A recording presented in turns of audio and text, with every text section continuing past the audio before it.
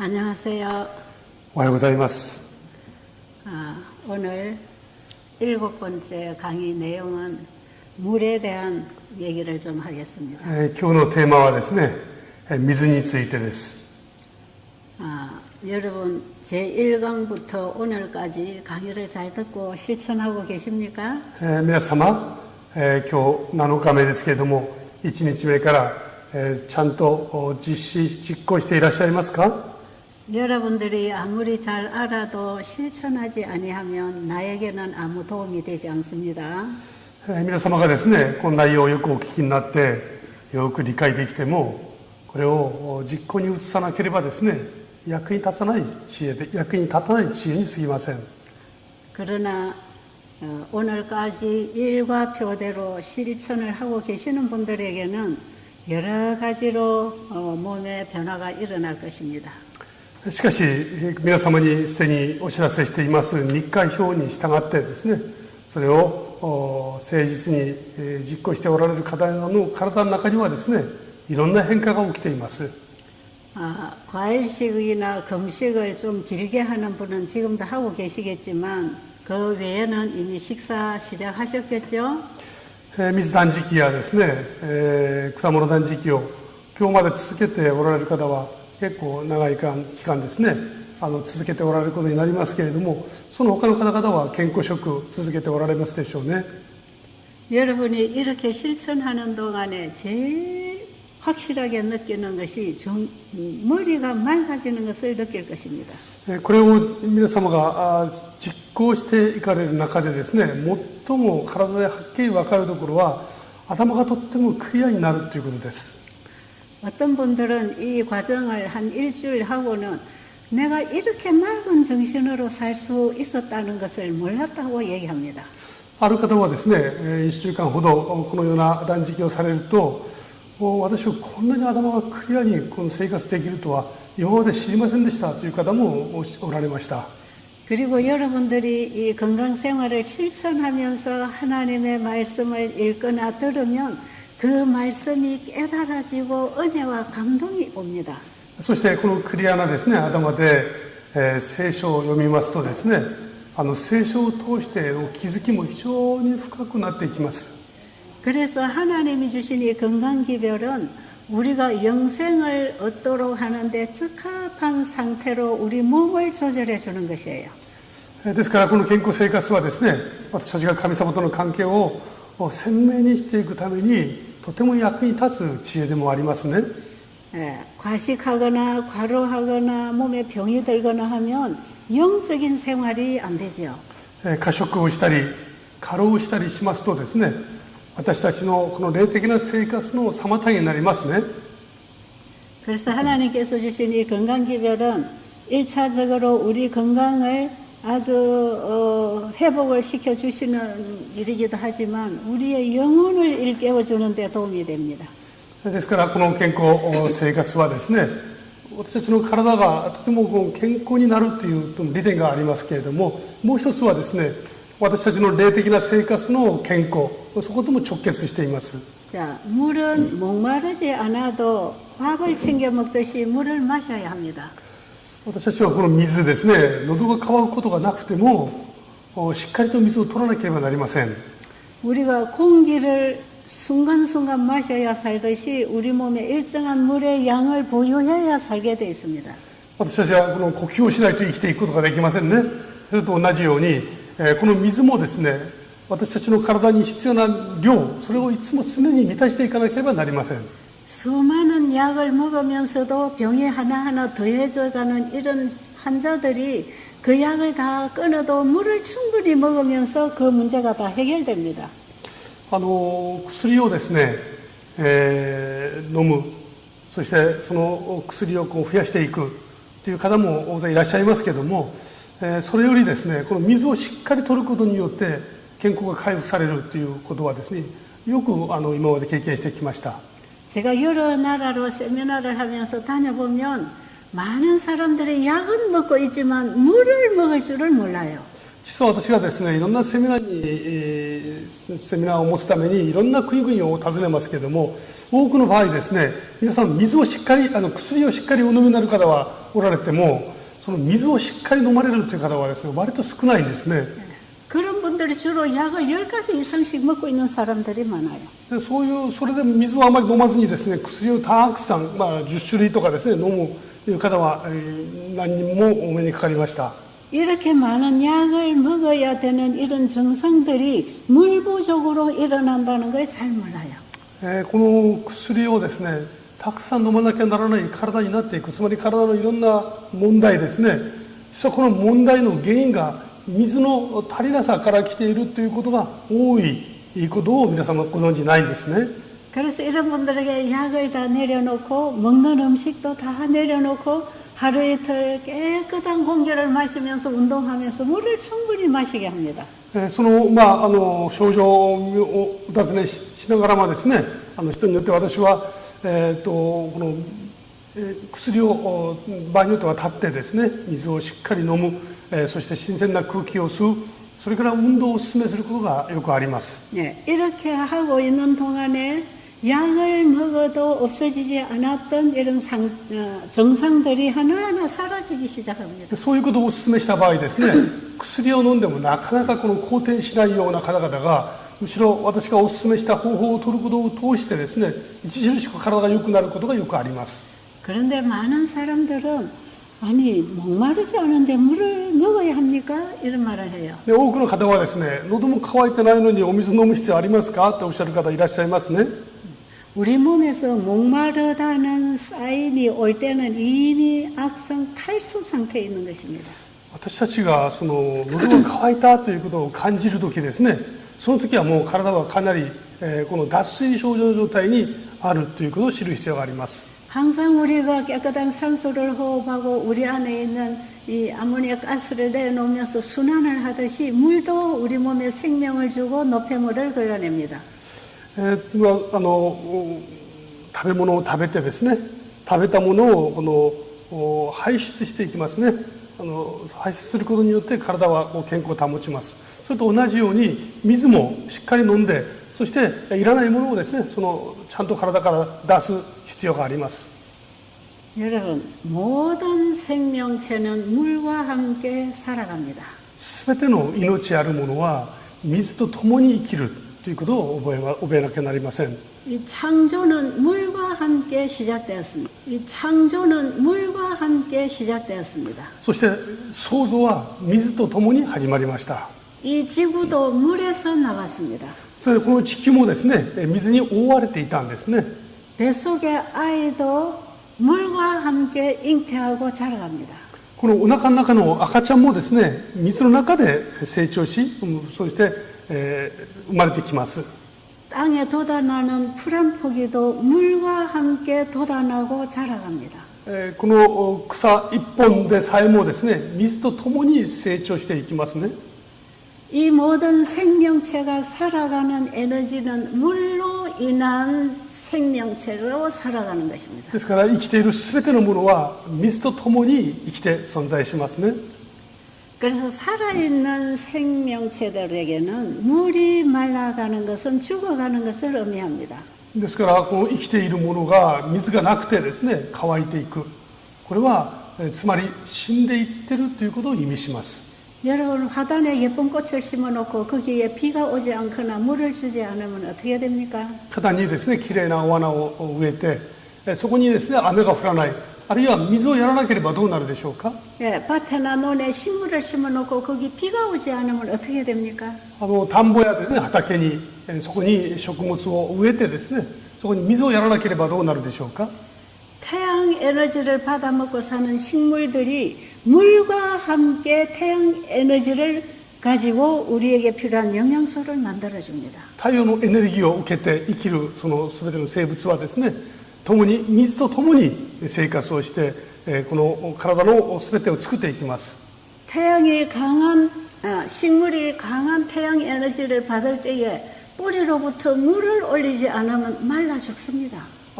太陽の光を受けてですね、成長すべきこの植物が、同時に根っこから水を吸い上げていかないとですね、すべて枯れて死んでしまいます。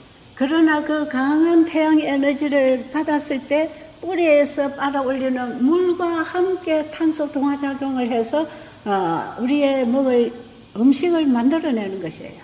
この太陽の強い光を受けた植物はですね、同時に根っこから吸い上げた水によってそこで化学反応を起こしてですね、そして成長し必要なものを作り出します。 근데 우리 인간이 먹고 사는 모든 먹어야 사는 이 영양물질들은 바로 물로 인한 전환 에너지에 의해서 사는 것입니다. 私たちがその栄養を取るために何かを食べます。で、その食べたものは水とともにですね、それが栄養素にそれぞれ分けられていきますね。 그래서 모든 살아있는 생명체는 그에게 필요한 물을 항상 가지고 살아갑니다. ですから生きているすべての生命体は水とともに生きていきます。 예, 풀 한 포기를 뜯어서 이렇게 문질러면 그게 물이 나오잖아요. 私たちがこの草を取ってですね、そしてこう手で触りますと水分が出てきますね。 예, 곤충 한 마리도 잡아서 이걸 죽여보면 그게 물이 같이 나오고 있어요. 生きた生命体、昆虫も同じです。体の多くの部分を、水分で満たしていますね。 우리가 과일 하나를 잘라 먹어도 거기에 충분한 수분이 들어 있습니다. 果物の中にはなんと多くの水分が含まれていることでしょう。 이 수분이 빠져나가면 말라가고 결국은 죽습니다. この水分が抜けていってしまうとですね、乾きます。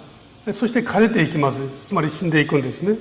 우리 사람 몸에도 우리 사람이 활동하는데 필요한 물을 항상 가지고 살아야 합니다. 私たち人間も同じですね。生きていくためには絶えずこの水分を必要とします。 여러분 우리 몸에는 물이 몇 프로라 그러죠? 私たちの体に水分は何%ぐらいでしょうか？ 한 70 내지 75%가 우리 몸의 물의 무게입니다. 私たちの体のですね 70% 前後ですねが実は水の重さなんですね。 수박을 잘라 먹어보면 대부분 그게 물이잖아요. スイカをですね今時こう切って食べていますとほとんど水分ですね。 그래서 그걸 물박이라고 해서 수박입니다. このスイカっていうこの水っていう言葉ですね。あれはカタカナで書きますけど水っていうふうに置き換えても面白いかもしれません。 근데 우리 몸에도 물이 70%, 75%라면 우리 몸도 물통입니다. 私たちの体もですね実は 70% が水であればですねかなり多くの量を占めていると言えますね。 근데 우리가 먹은 음식으로 피를 만들고 이 피가 우리 인체 모든 기관에다 영양소를 풀어줄 때 피 속에도 물이 90% 이상입니다. 取りましたたくさんの栄養素がこの血管を通してですね体全身に広がっていきますけれどもこの栄養を運ぶ血管の血液ですねこれほとんど水分ですね。 여러분 깨끗한 피를 만들어서 혈액순환을 원활하게 하려면 절대적으로 물이 필요합니다. ですからきれいな血液を作ってそして体全体の循環を良くしていくためには水は欠かしてはならない性質ですね、成分ですね。 예, 이 물은 우리 세포들에게다 백혈구, 적혈구, 그 다음에 면역력, 모든 영양물질을 풀어주는데 운반해 주는 게 물입니다. 体の中にはですね、赤血球、白血球、そして、この免疫を高めるためのたくさんの成分、それらを運んでいくために必要なのが水なんですね。 물을 많이 마셔서 혈관벽에 물이 꽉 차 있어야 순환이 원활하게 흘러갈 것이에요. この体の中にですね、ありますいろんな成分がありますね。それを水が体全体の循環よくこう回していきます。 여러분 우리 몸에 이 생명을 영양소를 전달하는 혈관이 길이가 얼마인지 아세요? 私たちの体の中にですね、栄養素を運び出す血管全体の長さがどれぐらいあるかご存知でしょうか？ 이 혈관 길이를 하나로 쫙 연결을 하면 10만 킬로가 정도가 된다고 해요. これを全部一本のですね、血管としてつないでいきますと10万キロほどなるなんていうほど言われています。 이것은 사람의 크기에 따라서 좀 더 길 수도 있고 좀 더 짧을 수도 있어요. 体のですね、大きさによって多少の違いはあるでしょ 이것이 지구를 2바퀴 반 도는 길이라 그러지요. う。地球をですね、二回り半できると言われています。 여러분, 우리 몸 안에 이렇게 많은 혈관들이 우리 인체기관에 생명을 전달해서 우리가 살고 있는 것입니다. 私たちのこの小さな体の中にですね、これほどたくさんの血管があって、その中をですね、隅々までこの栄養素を届けているので、このように私たちは生きていることができますね。 그런데 우리가 먹는 음식에서 나오는 이 물질들을 혈관을 따라서 우리 몸에 다 전달을 해줍니다. 美味しく食べますこの栄養素、これが全て血管を通して体の本当に隅々まで届けてくれています。 이때에 물이 하는 일은 절대적으로 중요합니다. ですからそういうことを考えますと、水の役割って絶対的と言えますね。 여러분, 혈관 속에 피가 흐르는데 이 피의 90%가 물이라고 할 때 만약에 물이 모자라면 어떻게 되겠어요? 私たちの血管の中を通っていくこの血液ですね、 90% が水だと言います。ここでこの水が足りなくなったらどんな状況になるでしょうか。 그래서 우리가 일과표를 여러분에게 좀 올려드린 그 내용에 보면 아침에 일어나서 제일 먼저 양치를 하고 물을 한두 컵 충분히 마시라 그러죠. 皆様にですね、日課表をお配りしていますね。この LINE グループを通してです。そこを見ますと、朝起きて食事の前にですね、すぐ歯磨きをして水を飲んでくださいというふうにお勧めしていますね。何杯でしょうか。 지금 여러분 라인 그룹에 들어오신 분들은 항상 그 단톡방 입구에 있는 일과표를 다 보시면서 매일 실천하시기 바랍니다. この LINE グループをですね、開きますと、一番上に、ここに日課表についてのですね、お知らせ、8課のですね、上にこう印があります。ここをクリックすると、8課の方にこうつながるようになってますね。どなたでも、この第8課の日課表をですね、確認することができます。 그리고 혹시 라인에 들어오지 못하고 밖에서 유튜브를 통해서 강의를 듣는 분들은 1강 마지막 부분에 일과표를 올려드렸습니다. この LINE グループに入っていらっしゃらずに、この講義を聞いておられる方々はですね、第1回目のこの LINE の、1回目のですね、このセミナーの中で、この日課表について詳細に皆様に提示をいたしました。 여러분이 이 일과표는 거기서 복사를 해서 업어내 가지고 여러분이 항상 책상에 놓고 읽으면서 실천하십시오. できればですね、この日課表は皆様がそれぞれプリントをしてですね、プリントをして机の上に置いて生活の中でずっと続けていく必要があるテーマですね。 그리고 그 일과표를 여러분은 가족과 함께 실천하세요. そして皆さんそれをですね、それぞれご家庭の中でご自分のみならずご家族でそれを実行すればさらにいいです。 아침에 일어나서 물 한두 잔 마시는 것이 가장 몸에 좋은 보약입니다. 朝起きてすぐですね、歯磨きをした後水を1杯2杯飲まれる、これは本当に大事なものですね。 이때에 마시는 물은 아무것도 섞이지 않은 깨끗한 생수여야 합니다. この時お飲みになる水は何もそこに加わっていない純粋な水でよろしいです。 날씨가 추울 때는 미지근하게 데워서 먹는 게 좋습니다. 寒い時はですね、それをぬるま湯にして温かくして飲まれるといいですね。 그리고 식사를 한 후에는 소화가 어느 정도 다 되었다는 생각이 들 때 물을 한 차례 내지 두 차례 먹어야 합니다. 食事の際はですね、お腹の中にある程度こう消化されてるんだなという時間が経ってからですね、1杯あるいは2杯ですね、お飲みになるべきです。 음식을 과식을 했을 경우에는 한 4시간 이상 걸려야 소화가 되지만 적당하게 먹으면 2~3시간 후에 소화된 것을 느끼게 됩니다. 過食をしますとですね、それが全部消化されるまでおよそ4時間ほどかかります。しかし適当な量を召し上がれば2時間ないし3時間後にはですね、空腹感をちょっと感じられるはずです。 그래서 여러분의 몸 상태에 따라서 이 일과표를 잘 활용을 하면 도움이 됩니다. ですから皆様の体調をこう鑑みながらですね、この日課表を用いられるならば必ず有効な効果を得られます。 근데 식사와 식사 사이에는 아무 음식도 먹지 말고 물만 한두 차례 마셔야 됩니다. 食事と食事の間ですね、その間は何も食べないのが望ましいですね。食べずに水だけを飲みます。 여러분, 식물을 심어놨을 때 물이 없어서 말라 죽으면 거기 거름을 줘야 됩니까? 물을 줘야 됩니까? 今植物を植えてですね、そしてその植物が枯れていく時です。そこに肥料を与えるべきでしょうか、水をあげるべきでしょうか。 우리 몸에 수분이 모자라서 세포가 마르고 병들어 갈 때에는 어떤 영양소나 약을 줄 게 아니라 물을 넣어줘야 됩니다. 私たちの体の中のですね、体が乾き、喉が渇いたという感じた時には、そこにいろんな栄養素を与えるのではなく、水を与えるべきですね。 그래서 나와 우리 주변에 병들어 고생하는 분이 계시면 하루 이틀 그냥 충분하게 물을 먹여주세요. 周りにですね、病んでおられる方がいらっしゃるならば、1日あるいは2日ですね、水をたくさんお飲みなるように進められたらいいです。 그리고 식사와 식사 사이에 또 간식으로 뭘 자꾸 먹지 말고 거기에는 물을 줘야 됩니다. そして食事と食事の間にですね、間食を取るべきではなく、水をしっかり飲むべきです。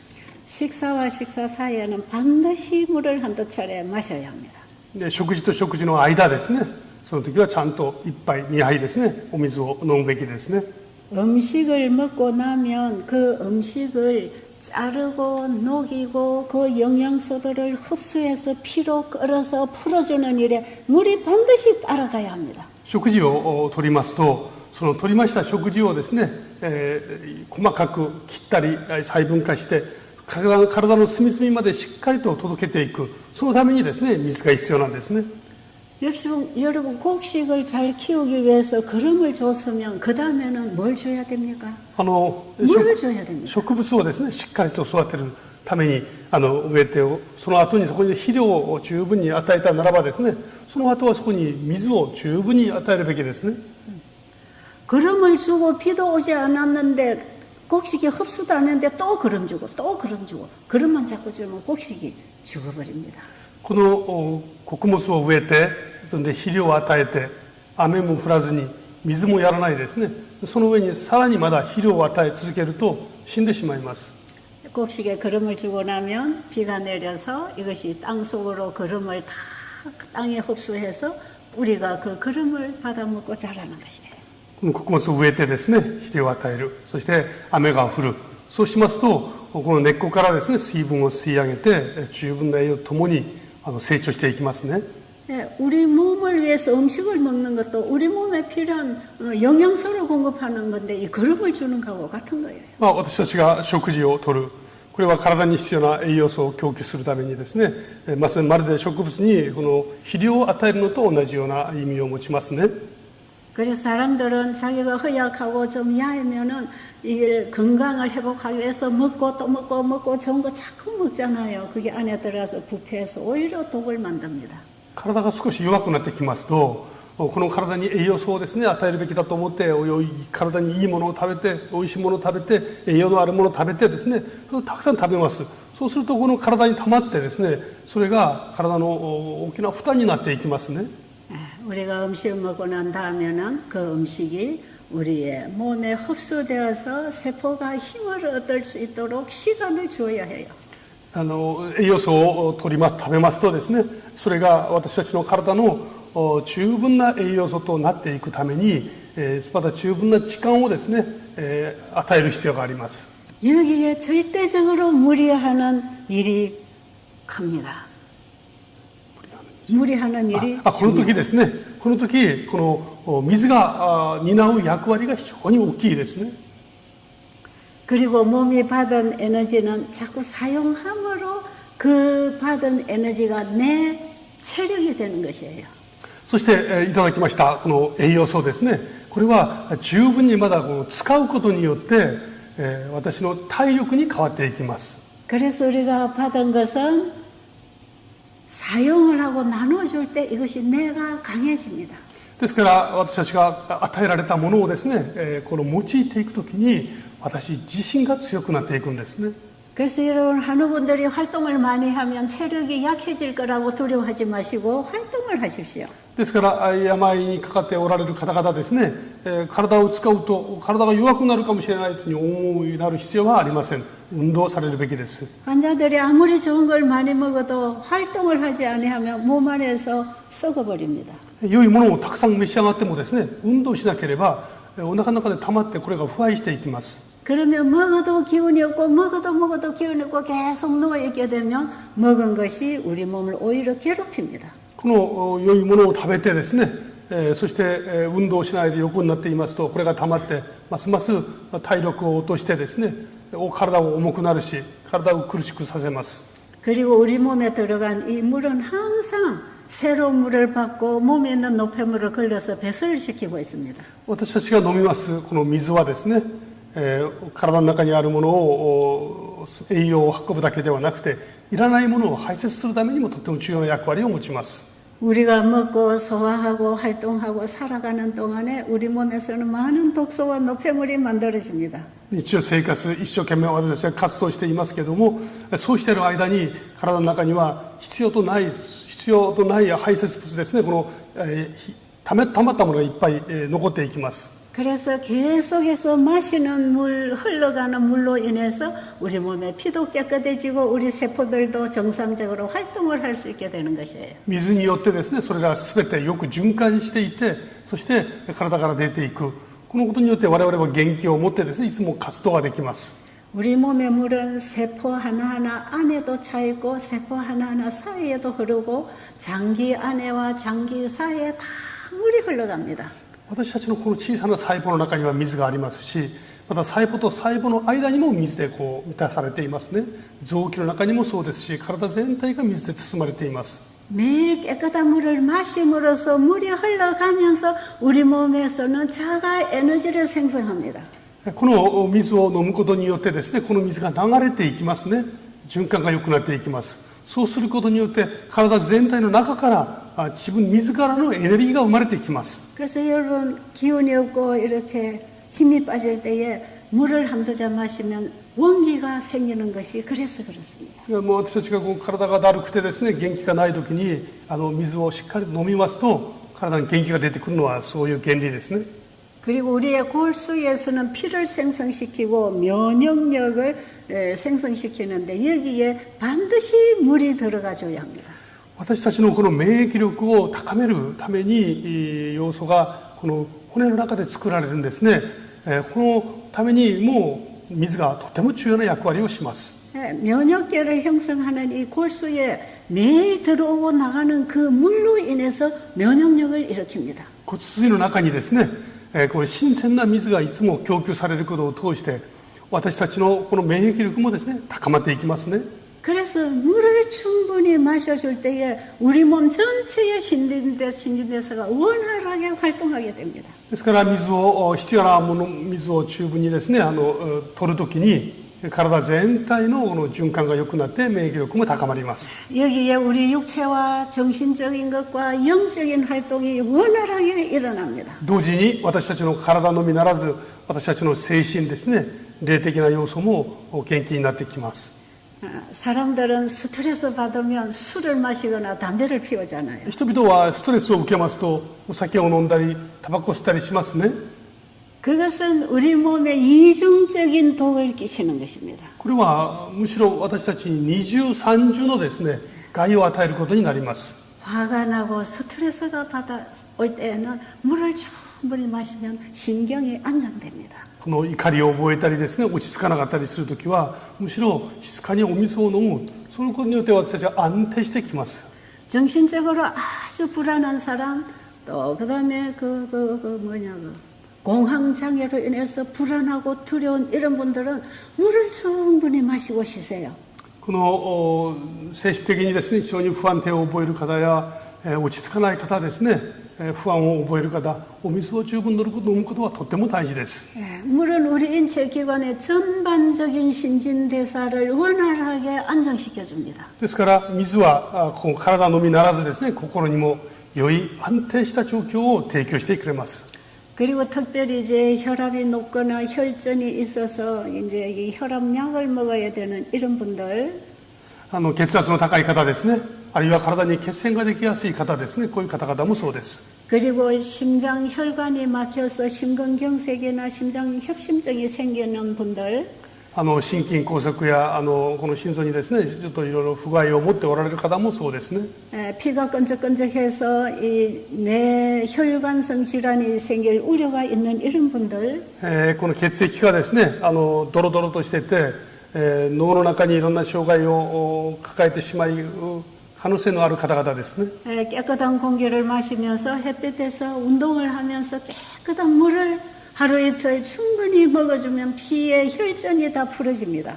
血液、太陽の光を浴びて、そして適当な運動をしながら、この水をですね、十分な量をしっかりと飲みますと、体の血液はとてもきれいになります。 혈전으로 인해서 막혀 있고 좁아져 있는 혈관이 다 뚫려서 길이 나게 돼 있어요. この血栓によってですね、血管が詰まりそうな、あるいはこの狭くなっている方ですね、そういう生活することによって、とてもこの血管の中がきれいになっていきます。 그래서 피가 맑아지고 혈액순환이 원활하게 일어나기 때문에 이런 무슨 질병으로부터 예방할 뿐 아니라 치료가 가능해집니다. 水を飲んでですね、血管の中がとてもきれいな水になって流れが良くなりますから、それらの病に対する良い予防になりますね。そしてそういう状況にある方々もですね、著しく好転していきます。 제가 그동안에 여러 종류의 환자들을 만나면서 이렇게 단순한 하나님이 주신 치료법들을 사용할 때에 인간이 이해할 수 없는 회복이 일어납니다. 今までいろんな病の方々にお目にかかりました。今申し上げたような方々ですね、そういう方々にこの単純な方法を紹介することによってですね、本当に良くなっていかれることをたくさん見てまいりました。 병원에 가도 진단도 안 되고 병명도 알아볼 수 없는 이런 원인 불명의 질병들이 해결됩니다. この病院に行ってですね、診断を受けても原因がわからない。でも症状はしっかりある。それが原因が本当にわからないようなそういうたくさんの病気ですね、そういう病気も本当に良くなります。 그만큼 물은 우리 인체의 절대적인 생명과 관계가 있습니다. ですから水は私たちのこの体にですね、絶対的なこの命と絶対的な関係にあると言えます。 우리가 어제 건강 식사법 배웠잖아요. 私たちはですね、2日前に健康な食事法について確認をいたしました。 하나님께서 창세기 1장 29절에서 우리에게 먹으라고 하는 그 말씀을 따라 그 음식을 먹었을 때 그것은 우리 인체에 생명을 주는 영양물질을 만들어줍니다. 神様が食べなさいとこう与えてくださったものですね。これはこの言葉に従ってその食べ物を食べるときですね、私たちの命の根源となっていきますね。 그래서 우리가 살아가기 위해서는 반드시 음식을 먹어야 된다는 거예요. ですから生きていくためにはこの神様が与えてくださった食事が必要ですね。 그런데 우리를 살게 하시려고 음식을 주신 그분은 그 음식과 함께 우리가 영생할 수 있는 음식도 주셨다는 것입니다. ですからこの地上で私たちに生きていくことができる食事を与えてくださった神様はですね、その食事とともに永遠に生きることのできる食事をも与えてくださいました。 여러분 그 영생하는 음식이 뭐라고 그랬죠? この永遠に生きることのできる食物、それは何だと申し上げたでしょうか。 요한복음 6장에 보면 내가 너에게 영생을 주는 음식이다 그랬어요. ヨハネの福音書6章ですね。私はあなたに永遠の命を与えるパンであるとおっしゃいました。 요한복음 6장 1절로 보면 예수님이 설교하실 때 한 5천 명의 사람들이 모여서 설교를 들었어요. ヨハネの福音書6章を見ますとですね、イエス様が多くの人々の前で、つまり5000人ほどのですね、人々の前でお話をされてました。 그런데 그들은 아침부터 저 멀리서 소문을 듣고 예수님의 말씀을 듣기 위해서 모인 사람들이에요. その方々はですね、遠くからイエス様の噂を聞いて、そこまで来られた方々でした。 그러니까 아침도 제대로 못 먹었을 것이고 점심도 못 먹었을 것이고 저녁 때가 되니까 얼마나 그들이 시장하겠습니까? 彼らはですね、一日を朝、昼、夜ですね、食事もせずにイエス様の話を聞き入っていました。お腹空いてたでしょう。 그런데 성경에는 보면 거기에 5천 명 가량이 모였다고 하는 그 숫자는 남자 장정만 센 숫자예요. 5000人ってありますね、人数について。この数は成人の男性だけを指す言葉でした。 근데 거기에 어린 아이들과 여자들까지 포함하면 한 2만 명도 더 될 수 있다는 겁니다. まあ子供もいたでしょう。女性もいたことでしょう。合わせるとですね、優に2万人を超えていたかもしれません。 그런데 이 많은 사람들을 무엇으로 다 사다가 먹일 수 있겠습니까? ところがこの人々を果たして何をもってですね、お腹を満たすことができるでしょうか。 그래서 예수님의 제자 중에 한 사람이 와서 이 사람들에게 어떻게 이걸 다 먹일 수 있겠습니까? 그래서 まあ弟子の一人は心配になりました。イエス様、この人たちどうやって食事を満たすことができるでしょうか。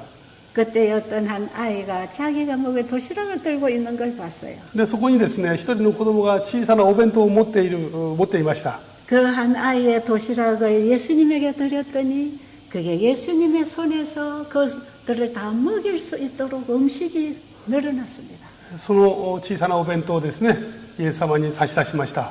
主はそれを用いられて、そこにいるすべての人々をお腹を満たしてくださったんですね。 그 수많은 사람들 다 먹이고 남은 것을 버리지 말고 거두어 드리라고 하니까 12강주리를 거두어 드렸다고 기록되어 있어요. そして残ったものをですね、捨てることなく全部集めなさいって集めてみましたら、12カゴを超えたとあります。12カゴになったとありますね。 2000년 전에 이 땅에 오셔서 그 양식을 나눠 먹이신 그 예수 그리스도는 우주를 창조하신 하나님이셨습니다. 2000年前にそのわずかなものを持ってたくさんの人々を食べさせ、そしていっぱい残ったあのことを実現されたのはまさに全てのものを作られた創造主であられたんですね。 그 한 아이가 들고 있는 도시락의 음식도 하나님의 창조한 것으로 도시락을 가지고 왔어요. この子供をですね、持ってきたものは当然神様がお作りになった食物食べ物をですね、質素に備えて持ってきました。 그러나 그것을 다시 예수님에게 드렸더니 거기서부터 끊임없는 창조의 역사가 일어났습니다. しかしそれをイエス様の前に差し出しました。そしたら神様がまさにですね、それをもって新しく創造の御業を見せてくださったんですね。 이 성경에 기록된 오병이어의 기적은 창조의 능력이었습니다. この創世記2章、創世記にですね、このヨハネの福音書に書いてあります、この5つのパンと2匹の魚による奇跡。 これはまさにですね、神様の創造の御業を見せてくださった出来事でした。 그런데 그 창조주가 지금도 창조의 능력으로 우리를 먹이고 있다는 것입니다. しかしその神様がまさに今もですね、その創造の力を持って私たちを養ってくださっていますね。 여러분 농부가 한 알의 씨앗을 땅에 심었을 때 거기서 나오는 열매에는 수백 알의 열매를 거두게 되는 거지요.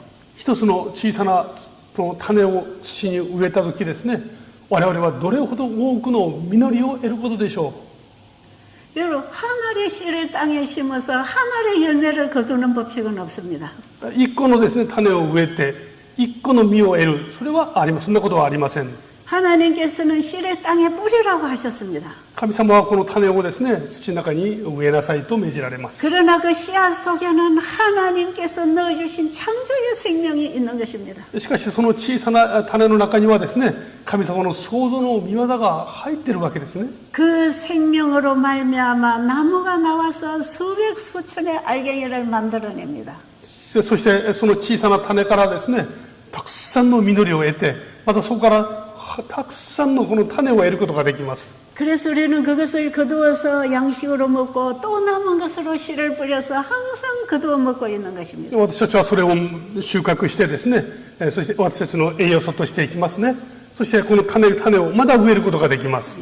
이 능력은 예수님이 행하신 500 이후의 기적과 같은 기적입니다. これはまさにですね、この5つの魚と2匹の5つのパンと2匹の魚のですね、あの出来事から見ることができるんですね。 오늘날도 주님께서는 그분이 세우신 법칙을 따라 이적을 행하고 계십니다. 今も今日においてもイエス様はですね、ご自分の法則に従って働いてくださっています。 그분이 우리에게 창세기 1장 29절을 먹으라고 하셨을 때에는 主がですね、創世記1章29節のものをあなたたちの食物とするとおっしゃいました。 우리가 단순한 음식을 먹었지만 우리 소화기계를 통해서 우리 몸에 필요한 모든 영양물질을 만들어 쓰게 하십니다. 私たちはそれを単純にですね、食べるだけです。神様はしかしそれをこの内臓のいろんな働きを通して体全体に必要な栄養素を作り出してくださいます。 창조하신 그분이 지금도 창조하고 계십니다. 創造された神様はですね、その道からをもって今も全てを支配しておられます。 그 양식을 우리에게 주신 그분이 너희들이 그 밥 먹어도 또 죽지 않느냐, 나를 먹으면 영생한다고 말씀하십니다. その全てを作られた神様がですね、私たちに食べ物を用意されました。しかしそれは私たちが永遠に生きるものではないので、私を食べなさい、永遠に生きることができるとおっしゃってくださいます。 예수님이 오병이어의 기적을 행한 이후에 이 유대인들은 예수님을 유대 왕으로 추대하려고 노력했습니다. この当時のですね、ユダヤ人たちは5つのパンと2匹の魚の奇跡を見て、イエス様をイスラエルの王にしようと思ったんですね。 이분이 우리 유대 나라에 오시겠다고 한 그 왕이 왔다고 생각했습니다. 彼らはですね、ユダヤ人のイエス様がユダヤ人の王として来られた、そう信じていました。 그래서 제자들과 그 유대인들은 예수님을 왕으로 세워놓으면 우리가 배고플 일은 없겠다고 생각한 거예요. イエス様をですね、王にしていけば、お腹を空かすことはもう二度とないと思ったんですね。 그들은 육신의 양식을 채워주는 주님을 왕으로 세우려고 했던 것입니다. この体の必要を満たしてくれるイエス様を自分たちの王にしよう、そう思いました。 그때 예수님은 아무도 모르게 피하셨어요. その時イエス様はですね、誰もいないところに行かれました。 그리고 나중에 가버나움에 오셔서 이제 예수님이 너희들이 내가 먹여준 음식을 먹어도 다 죽는다. イエス様は後にですね、カファルナウムで、おっしゃいますね、この食事を食べる者は皆やがて死ぬ。 광야에서 떡을 받아 먹은 그 사람들도 다 죽는다. まさにですね、アラノでこのマナを食べた人々もみんな死んでいたんですね。 지금 우리가 건강식을 아무리 잘 챙겨 먹어도 우리는 또 죽는다는 것입니다. つまり私たちが健康食をしっかりとってもですね、それをもって永遠に生きるわけでは決してありません。 그런데 나는 하늘로서 온 산떡이다.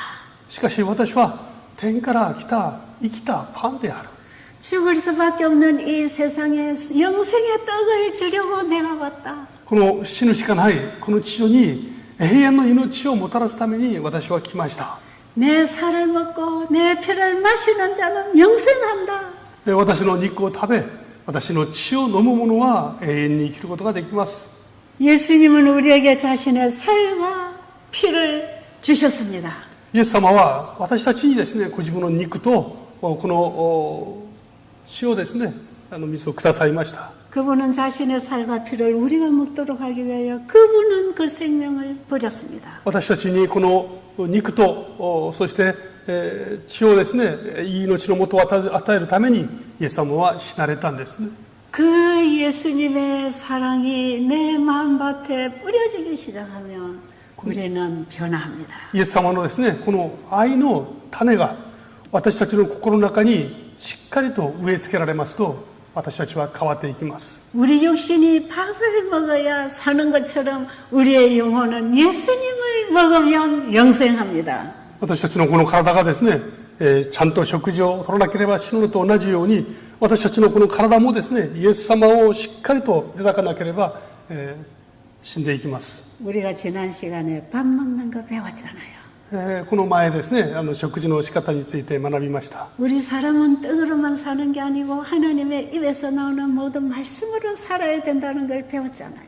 私たちはこのパンのみで生きるのではなく、イエス・キリストの口から出てくるこの御言葉を持って生きることができることも確認いたしましたね。 근데 여러분, 오늘 우리가 물 먹는 얘기를 하고 있습니다. 今私たちは水を飲むことについて確認をしています。 살아있는 생명체는 물이 없으면 죽습니다. この生きているものはですね、水を飲まなければ死にます。 물은 살아있는 생명체들에게 절대적으로 필요한 물질입니다. 水は生きているものにですね、決して欠かすことのできない、必ず必要なものです。 우리의 육신이 물이 없이는 살 수 없었듯이 우리의 영혼은 예수님께로부터는 성령이 없이는 살 수 없다는 것입니다.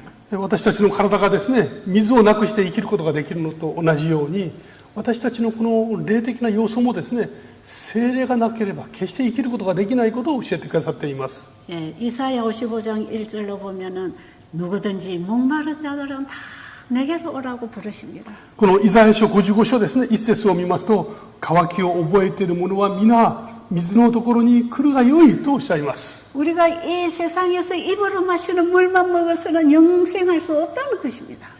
この地上においてはですね、飲む水だけでは永遠に生きることができないことをおっしゃいます。 우리가 밥을 먹어야 살고 물을 먹어야 산다는 것은 하나의 비유입니다. 私たちがそのご飯を食べて、そして水を飲まなければ死ぬ。これはとても大切な例えなんですね。 이런 것들을 잘 챙겨 먹어서 우리가 이 땅에서 건강하게 사는 그것이 우리 인생의 목적이 아닙니다. これらのものをよく飲んで、よく食べてですね、この地上で幸せに生きる。これが私たちに命が与えられたことの究極的な目的ではないんですね。 우리는 중요한 영생을 잃어버린 나그네들입니다. 私たちは本当に大切な永遠の命を失った旅人に過ぎません。 그런데 예수님은 나를 먹으면 나를 마시면 영생한다고 가르치십니다. ところがイエス様はですね、私を食べれば、私を飲めば永遠の命を得ることができると教えます。 여러분 하나님께서 보내신 이 건강기별은 우리에게 영생을 주시는 주님을 마시라는 것입니다. イエス様はですね、この健康に対する大切なメッセージを与えてくださいましたね。これは究極的に私を飲み、私を食べなさいということを教えてくださっているのです。 요한복음 7장 37절부터 39절까지 읽어드리겠습니다. ヨハネの福音書ですね、37章37節から39節まで、お読みいたします。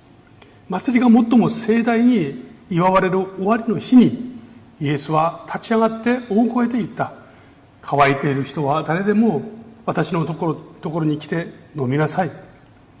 私を信じる者は聖書に書いてある通り、その人の内から生きた水が川となって流れ出るようになる。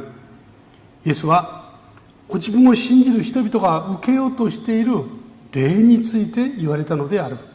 イエスはまだ栄光を受けておられなかったので、霊がまだ下っていなかったからである。 여기서 예수님은 나를 믿는 자는 성령을 받겠다고 하는 약속을 하십니다. ここでイエス様はですね、私を信じる者は霊を受けることになるとおっしゃっています。 예수님이 이 말씀을 어디서 하셨느냐 하면요. イエス様はこの話をどこでされたでしょうか。 여기 37절에 보니까 명절 끝날 큰 날에 그랬죠. この37節を見ますとですね、祭りが最も盛大に祝われる終わりの日にと書いてあります。 이 명절이 무슨 명절인지 아십니까? ここに書いてありますですね、この大きな祭り、これは何の祭りかご存知ですか？ 이게 초막절 끝날에 주님이 하신 말씀입니다. これがですね、幕屋のですね、祭りの最後の日ですね。 여러분 유대인들의 명절 중에 3대 큰 명절이 있습니다. ユダヤ人にとってはですね、3つの大きな祭りがありますね。 그것이 출애굽한 기념으로서 유대인의 독립기념으로서의 유월절이 있죠. このユダヤ人のエジプトでですね、このエジプトから脱出することができた杉越の祭りですね。 유월절은 그들에게 큰 명절입니다. この杉越の祭りはですね、ユダヤ人にとっては大きな祭りでした。 그래서 전국에 각국에 흩어져 있던 유대인들이 그 명절이 되면 다 예루살렘으로 모이는 것입니다. ですからその世界中にですね、出ていた散らばっていたユダヤ人たちはこの祭りの時になりますとみんな帰ってきます。 그리고 오순절은 예수님이 부활하고 하늘로 승천하신 이후에 이 땅에 성령이 내리겠다고 약속하신 그날에 성령이 임한 기념입니다. そしてペンテコステですね。ペンテコステ、主がこの天に帰ってですね、また戻って来られるということを告げられたその時ですね、聖霊が来った日でもありますね。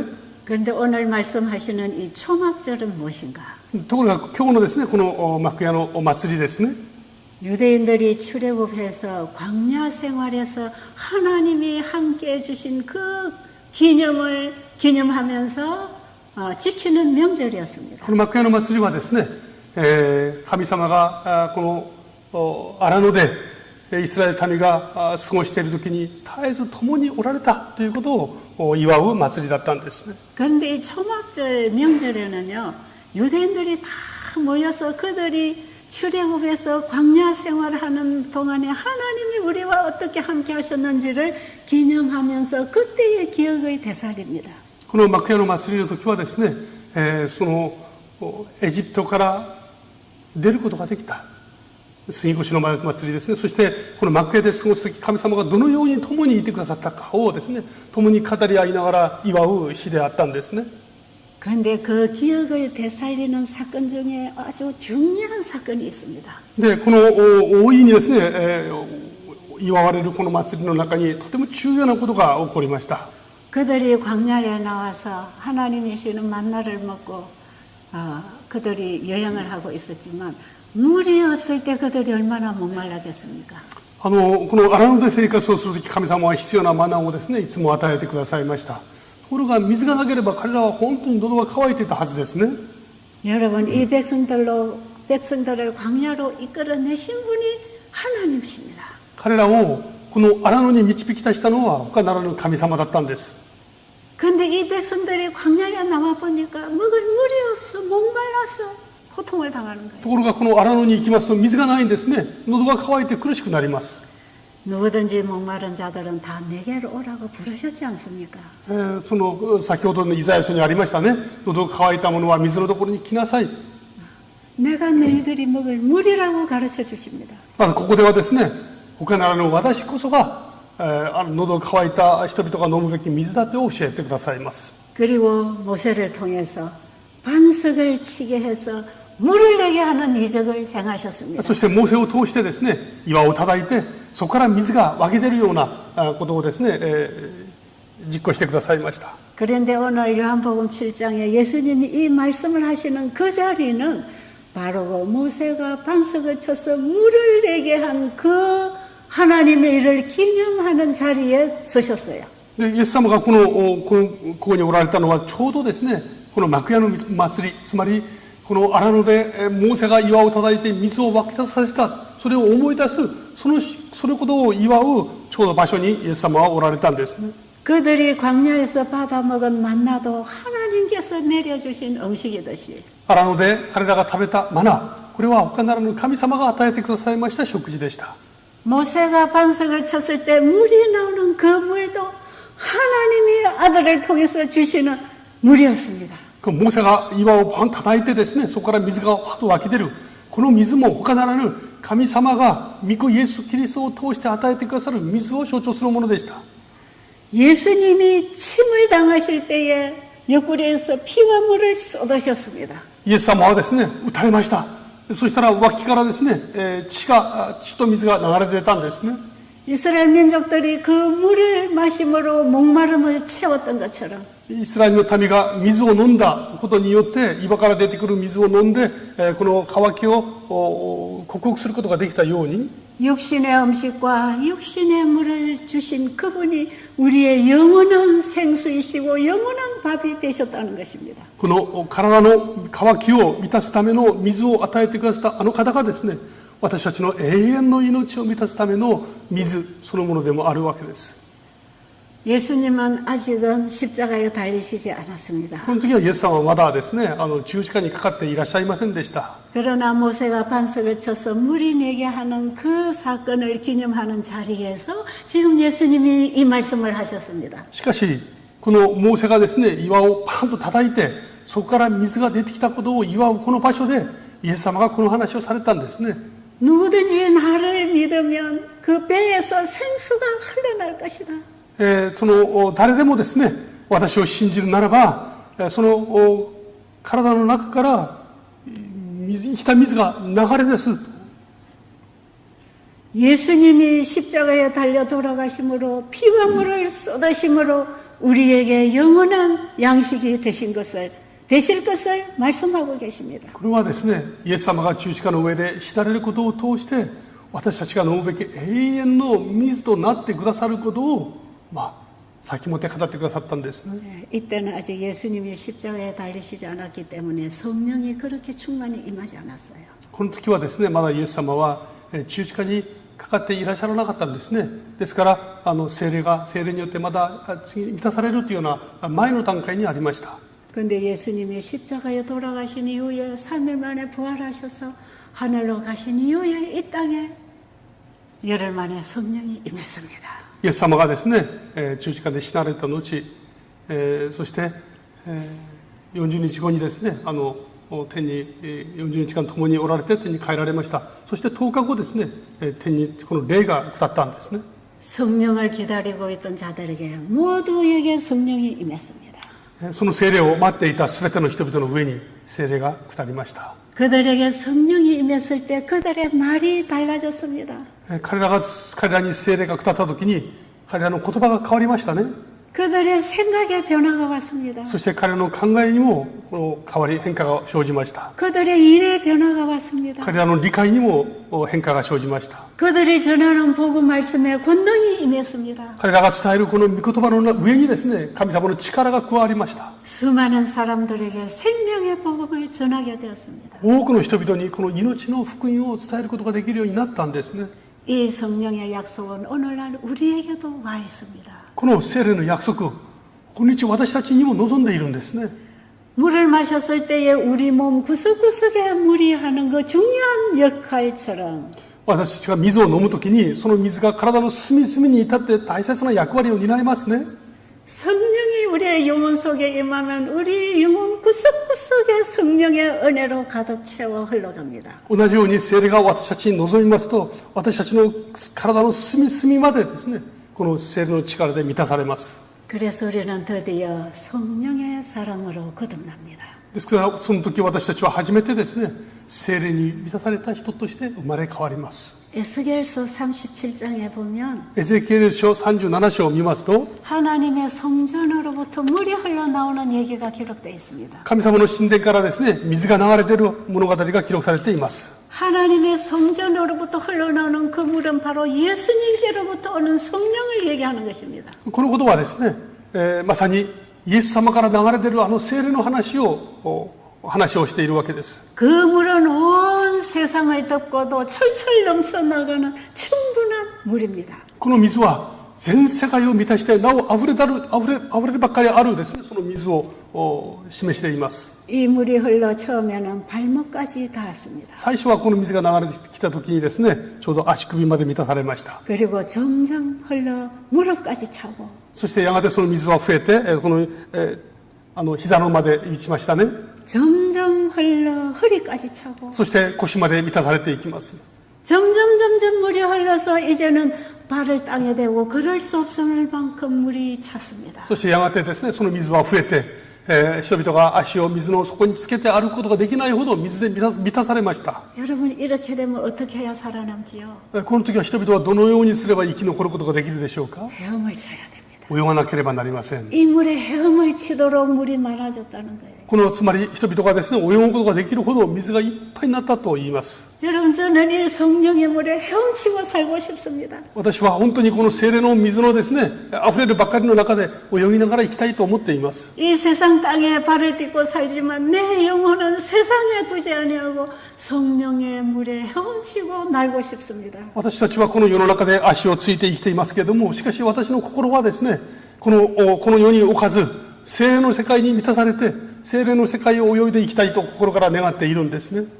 저는 이 에스겔 47장을 너무 좋아합니다. 私はこのエゼキエル書47章の言葉が本当に好きです。 우리에게 약속한 성령입니다. 私たちに約束しました聖霊ですね。 그런데 물이라는 것은 끊임없이 흘러갑니다. そしてこの水はですね、絶えずとどまらず流れていきます。 이 물이 흘러가는 곳마다 모든 식물이 살아납니다. そしてこの水が流れるところは全ての植物が生き返ってきます。 성령 충만한 사람들이 이 세상에 사랑의 봉사를 하고 갈 때에 수많은 영혼들을 살리는 것입니다. この聖霊に満たされた多くの人々がですね、この世の中で生きるときに、その周りにいるたくさんの人々を命に導くわけですね。 이 물이 점점 흘러서 바다로 들어갑니다. この水は流れてやがて大きな海に流れていきます。 그 바다도 살아납니다. そしてその水もですね、また命を得るわけですね。 그 바다가 살아나니까 많은 물고기들이 와서 놉니다. で、その生きたその海にはたくさんの生命体、魚が生きていきます。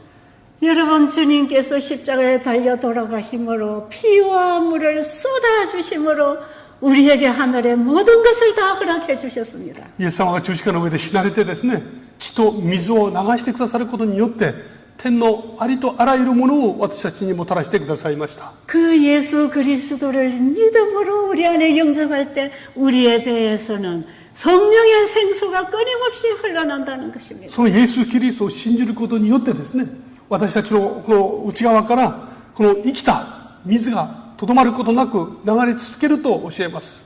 여러분 계시록 14장에 새 천사가 전하는 영원한 복음은 예수 그리스도를 받아들이라는 복음입니다. この黙示録の14章ですね、ここにあります三天使の締めの言葉はですね、他ならぬこのイエス・キリストを受け入れなさいというメッセージなんですね。 그 예수님을 믿음으로 받아들일 때 우리가 어떤 사람으로 변할 수 있는가를 건강기별을 통해서 이해하도록 가르치십니다. このイエス・キリストを受け入れたときに、私たちがどのように変わることができるのかをですね、この健康のメッセージを通して分かりやすく教えてくださっています。 그래서 우리가 이 건강기별을 따라서 실천할 때 우리 몸과 정신이 살아나고 있지 않습니까? ですから、この単純なですね、健康の法則に従っていくとき、私たちの体も、私たちのこの精神も新しく生まれ変わってきますよね。 그러나 이 건강기별은 영원한 복음의 팔의 역할에 불과한 것입니다. しかし、この健康のメッセージはですね、永遠の福音の右手の役割に過ぎません。 이 건강기별은 팔이지 몸이 아닙니다. この健康のメッセージはですね、腕に過ぎないものであって、体本体ではありません。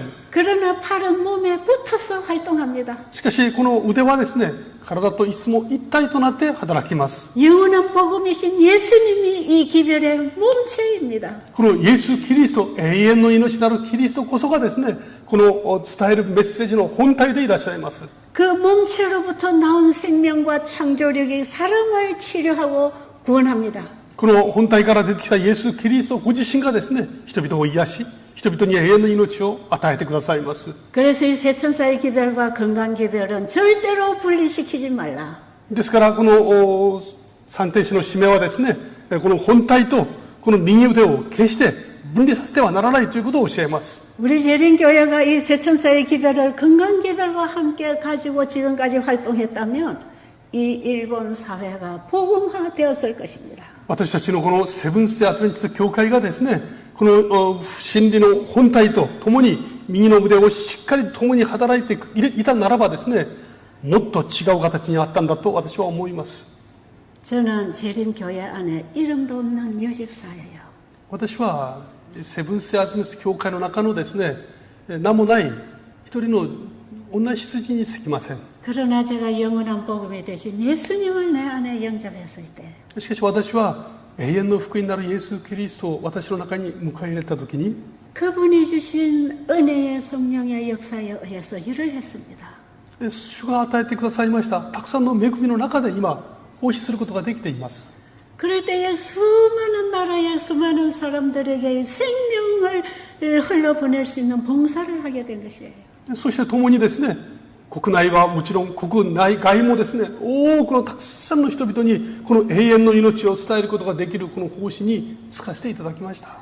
저는 예수님을 가지고 예수님을 전합니다. 私はイエス様を持っていますし、その方をお伝えします。 제가 가는 곳마다 사람들이 저를 찾아옵니다. 상담을 합니다. 私が行くところでですね、人々は訪ねて来られますし、そして相談をされます。 저는 그들에게 생명의 복음을 나눠줄 수 있습니다. その方々にですね、私はこの命の福音をお伝えすることができます。 그 살리는 생명 되시는 예수님을 여러분들에게도 나눠드리려고 이곳 일본 땅까지 오게 된 것입니다. この生かす方、イエス・キリストをですね、皆様にもお伝えしたいと思って、この沖縄にもですね、日本にも参りました。